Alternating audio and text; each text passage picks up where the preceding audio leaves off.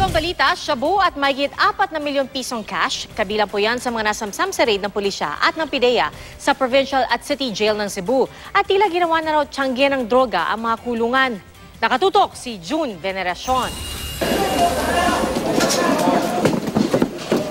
Habang mahimbing na natutulog ang karamihan, diraid ng mga otoridad ang City at Provincial Jail ng Cebu. Pinaghubot-hubad ang mga preso para raw matiyak na wala silang maitatago.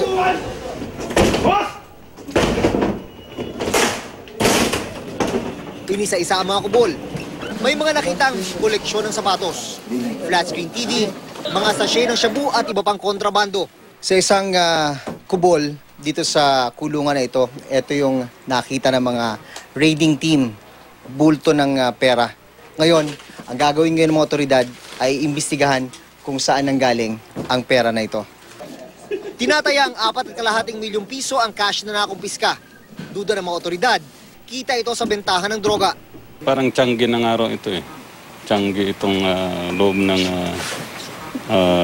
BJMP na to. It will be confiscated as proceeds and then it will be turned over as evidence. Pero depensa ng mga preso, galing daw ang pera sa kanilang kooperatiba. Ikinasa ang operasyon makarang makakuha ng impormasyon sa mga dating inmate na sumuko na ginagawa raw bagsakan ng droga ang mga kulungan. Sa mga kubol daw ang bentahan ng shabu, doon na rin ginagamit.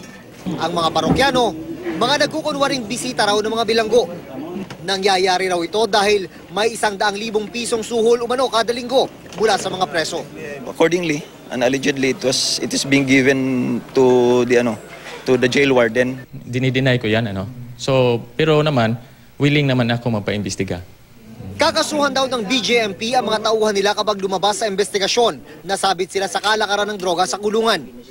Heads will roll ito.